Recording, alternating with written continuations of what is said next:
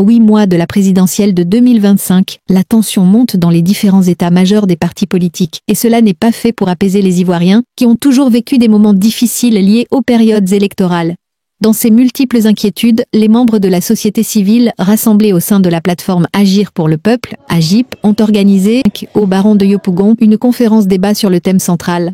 Conditions sociales, liberté d'expression et élections apaisées en Côte d'Ivoire, quel regard des organisations de la société civile à 8 mois de l'élection présidentielle? 3 sous-thèmes ont été déclinés de ce thème principal. L'état de la démocratie en Côte d'Ivoire, la société civile à l'épreuve des luttes sociales et rôle des acteurs politiques dans les élections apaisées en 2025 animées respectivement par Dr Tiaibi, secrétaire général par intérim de AGIP, et Dr Agbra Marcelin, enseignant en philosophie à l'université de Bouaké, et Narounou Daleba, géographe de formation, activiste et défenseur des droits de l'homme. Ces 3 sous-thèmes ont fait l'objet d'échanges entre les populations pour amener les dirigeants à mettre bas la terre et discuter. Dans leurs interventions, les différents orateurs ont mis à nu les causes qui sous-tendent dans les crises dans cette période et qu'il faut éviter. Pourquoi est-ce qu'il est donc nécessaire que la société civile existe? Loin de faire, loin de critiquer simplement, il faut que nous comprenions ensemble que la société civile et les partis politiques d'opposition ont le même objectif, le bien-être de la population. La différence entre les deux, c'est que la société civile ne vise pas la cession et la gestion au pouvoir. C'est la seule différence. Donc, quand nous disons quelque chose que la société, les partis politiques d'opposition ont déjà dit, cela ne veut pas dire que la société civile est rattachée forcément à un parti politique. Nous disons les mêmes choses. Et c'est pourquoi la société civile n'a pas d'amis. Nous ne voulons pas en avoir. Nous disons les choses telles qu'elles sont. Là où il y a dérive, nous parlons. Il faut que chacun de nous sache ce que c'est que la société civile. La société dans laquelle nous vivons, par exemple la société ivoirienne, est dans son ensemble ce qu'on appelle société générale.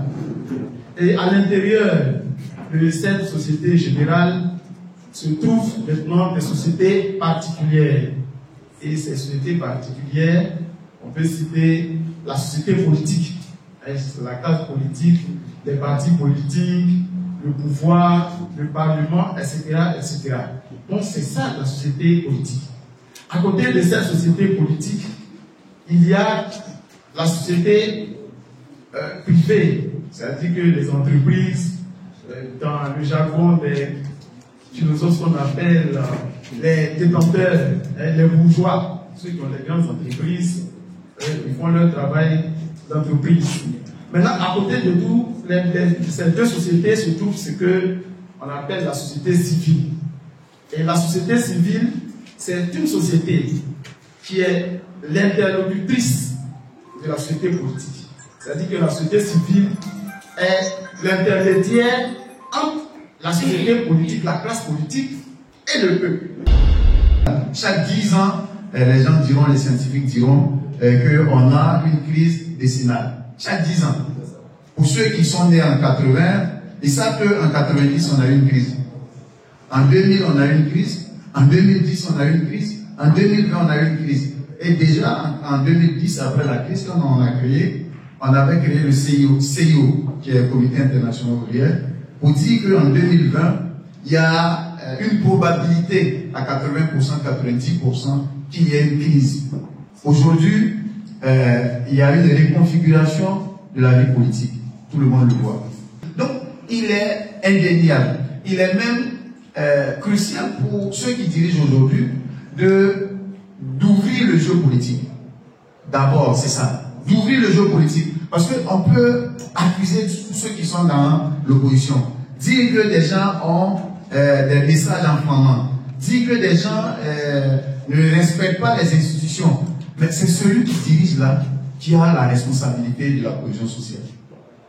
C'est celui qui dirige là qui a les moyens de transformer les revendications en un échange entre les acteurs qui sont de l'autre côté. Il faut discuter pour qu'on puisse éviter ce qui est arrivé. Secondo, le discours des acteurs politiques. Tout le monde écoute. On a les débats qui ont lieu sur NCI, on a les débats qui ont lieu sur l'ITV, on a les débats, on est tous aujourd'hui grâce aux médias sociaux, on écoute. Nous sommes en train de partir dangereusement sur le terrain de l'ethnie, de ce qui nous avait entraîné en 2000, depuis 99-98, à la crise. Dar Sansan, porte-parole par intérim de Agip, depuis l'incarcération sans jugement de leur premier responsable Armand Cripeux, lors de la marche pacifique du 13 septembre 2025, pour dénoncer la cherté de la vie en Côte d'Ivoire, notamment l'augmentation abusive des coûts des denrées de première nécessité sur le marché et l'abandon des 10% sur le coût de l'électricité, a, au nom de la plateforme Agip, lu une déclaration qui appelle les acteurs politiques et de la société à la table de négociation. Il y a pratiquement près d'un an, depuis mars 2024, nous avons mis cette plateforme sur pied autour de 4 points de revendication, notamment la cherté de la vie, les déguerpissements, l'électricité qui est en augmentation, et puis un point de concertation les acteurs politiques pour nous éviter d'éventuelles élections meurtrières en 2025. Malheureusement, nos points de revendication n'ont pas eu de réponse de la part de l'État de Côte d'Ivoire. Et finalement, nous nous sommes retrouvés le 13 septembre dernier, 2024, pour manifester pacifiquement. Résultat, il y a eu 31 personnes qui ont été arrêtées. Jusqu'à aujourd'hui, 20 personnes sont en prison. Encore en prison. Et dont le porte-parole principal du camarade Armand Cripeux. Et donc, nous sommes à 8 mois des élections présidentielles. À côté de tout ça, il y a l'actualité. Avec les arrestations, avec ce qui se passe à San Pedro, dans la forêt de Monogaga, avec des arrestations, avec des condamnations.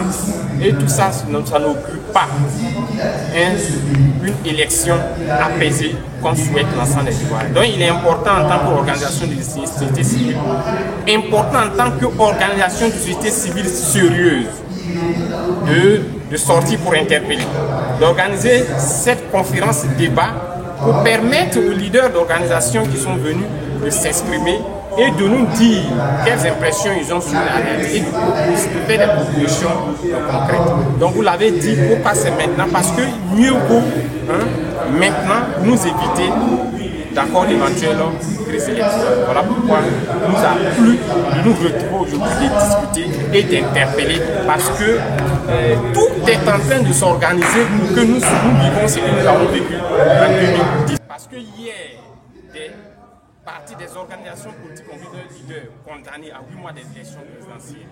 Hier, des organisations, des leaders de l'opinion ont été arrêtés, jetés en prison. Certains sont jugés, certains sont encore là-bas. Et aujourd'hui encore, il y a des ordonnances qui nous empêchent véritablement de travailler, nous, organisations de la société civile. Je pense que le jeu électoral, c'est avant tout une occasion dans la paix que nous puissions choisir. Donc cela nécessite des points de décrispation. Parce que je l'ai dit tout à l'heure dans mon discours, faisons très attention. Il n'appartient ni à une institution, il n'appartient ni à une personne de décider de qui sera le prochain président de la Côte d'Ivoire. Il appartient au peuple. On peut tout enlever du peuple. Est-ce qu'on comprend? Mais il faut lui laisser le choix de décider de qui va le gouverner. Vous comprenez ce que je veux dire? On peut même m'emprisonner, d'accord? Mais si le peuple veut que je sois président de la République, il faut laisser la possibilité à ce peuple-là de choisir. Souhaitons que les acteurs de la vie politique entendent ces cris de cœur pour éviter aux Ivoiriens une nouvelle crise post-électorale.